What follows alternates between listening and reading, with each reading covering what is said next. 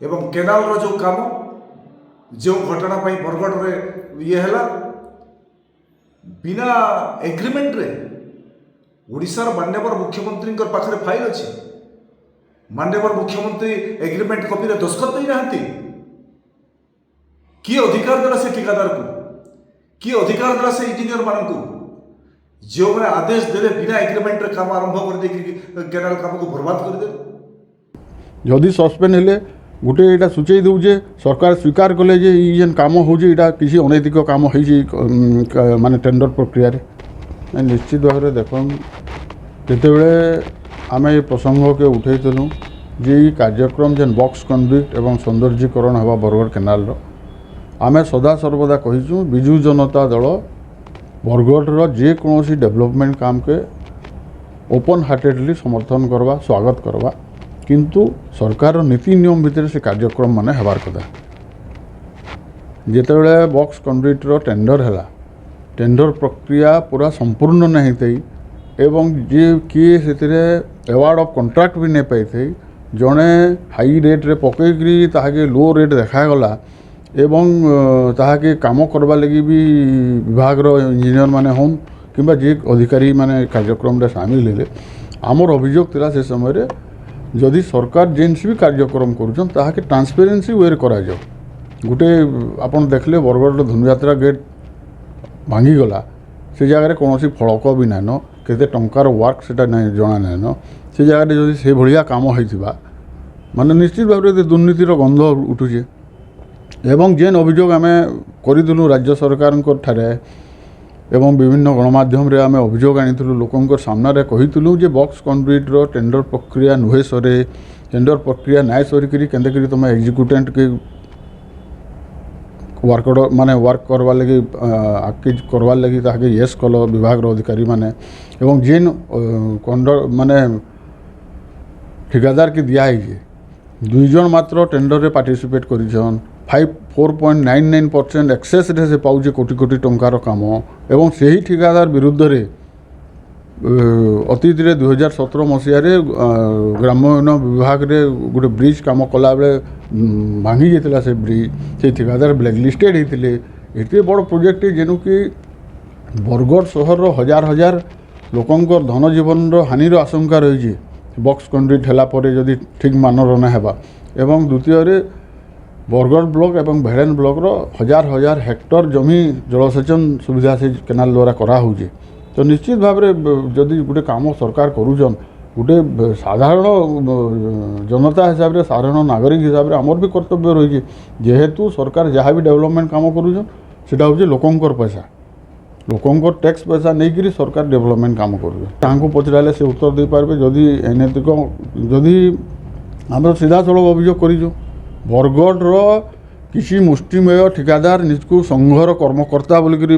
कहूचन एवं विभिन्न ठिकादार मन को धमक चमक दौन एवं पार्टिसिपेट भी करने देवा ठिकादार मान को बड़ टेंडर हेले एवं गोटे टेंडर फिक्सिंग माफिया बरगढ़ रे कार्य माने ई सब कार्यक्रम रे लिप्त अछन आमे तो हम डिमांड रे कहितलु मु तो कहितली से समय रे भी 7 दिन पूर्व मु कहिजे जेन माने खाली 3टा विभागीय अधिकारी मान को सस्पेंड कर देले कथार अंत ना हुए जदि सस्पेंड हेले गोटे यहाँ सूचई दूजे सरकार स्वीकार कले जे जेन काम होटा किसी अनैतिक काम हो माने टेंडर प्रक्रिया रे जदि टेंडर प्रक्रिया रे अनैतिक काम होइछि आमर दृढ़ दाबी वर्तमान सरकार पाखे रहबा माननीय मुख्यमंत्री तांकर निजर विभाग दयापूर्वक इनक्वारी करुन प्रॉपर इनक्वारी करुन एवं जेन माने टेंडर फिक्सिंग रे शामिल होजन सेटा नेता होन जंत्री होन मंत्री होन किंबा ठिकादार होन से तुरंत अरेस्ट करा जाओ ना आगामी दिन में बिजु जनता दल राजरास्ता को ओह्लैक जेन टेंडर प्रक्रिया रे विभिन्न अनैतिक कार्यक्रम करा होजे ताके दृढ़ विरोध करवा तो ये टेंडर बिना टेंडर जेन काम करा हैला आपण माने भी विरोध कोले यार वर्तमान अधा होय करी काम वर्तमान यहाँ तल मुंडर चाषी मानकर मुंडरे आशंका पशि गलान एवं मुझे विभाग अधिकारी मान को एवं माननीय मुख्यमंत्री को विनम्र निवेदन करमी जे यथाशीघ्र से कार्य के आरंभ करा जाऊ तार टेंडर प्रक्रिया के संपूर्ण करी एवं जदि 8-10 दिन पर केनाल पानी छाड़े तार पूर्वर ना माइनर मरामती करी केंद्र पानीटा सुरखुरु रे जाई परबा तार व्यवस्था करूँ। ओडिशा रे 2024 रे ଲୋକଙ୍କ ସରକାର ପ୍ରତିଷ୍ଠା ହୋଇଛି। ମୋହନ ମାଝୀଙ୍କର ସରକାର ଲୋକଙ୍କ ସରକାର। ମୋହନ ମାଝୀଙ୍କର ସରକାର କ୍ରାଇମ୍ ଏବଂ କରପ୍ସନର ଜିରୋ ଟଲରେନ୍ସର ସରକାର। ଆପଣମାନେ ଦେଖୁଥିବେ ଅପରାଧୀମାନେ ବଞ୍ଚିକି ଯାଇପାରିବେ ନାହିଁ। ଯିଏ ବି ହେଉ ଯେଉଁ ଦଳର ବି ହୁଅନ୍ତୁ, ଯେଉଁମାନେ ଅପରାଧ କରିବେ ଅପରାଧୀମାନଙ୍କ ବିରୁଦ୍ଧରେ ସଖ୍ତ କାର୍ଯ୍ୟାନୁଷ୍ଠାନ ମୋହନ ମାଝୀଙ୍କ ସରକାର ରହୁଛି। ଏବଂ କରପ୍ସନରେ ଭିଜିଲାନ୍ସ ଜଗିକି ବସିଛି। ଯେଉଁ ଯେଉଁ ଅଧିକାରୀମାନେ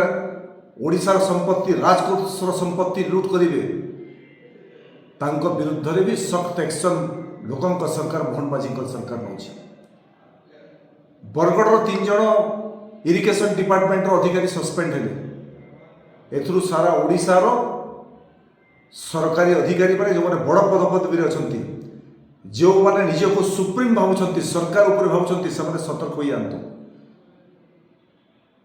କରପ୍ସନ୍ ଜିରୋ ଟଲରେନ୍ସର ସରକାର ମୋହନ ମାଝୀଙ୍କର ସରକାର। ଏବଂ କେନାଲର ଯେଉଁ କାମ, ଯେଉଁ ଘଟଣା ପାଇଁ ବରଗଡ଼ରେ ହେଲା, ବିନା ଏଗ୍ରିମେଣ୍ଟରେ ଓଡ଼ିଶାର ମାନ୍ୟବର ମୁଖ୍ୟମନ୍ତ୍ରୀଙ୍କର ପାଖରେ ଫାଇଲ୍ ଅଛି। ମାନ୍ୟବର ମୁଖ୍ୟମନ୍ତ୍ରୀ ଏଗ୍ରିମେଣ୍ଟ କପିରେ ଦସ୍ତଖତ ଦେଇନାହାନ୍ତି। କିଏ ଅଧିକାର ଦେଲା ସେ ଠିକାଦାରକୁ?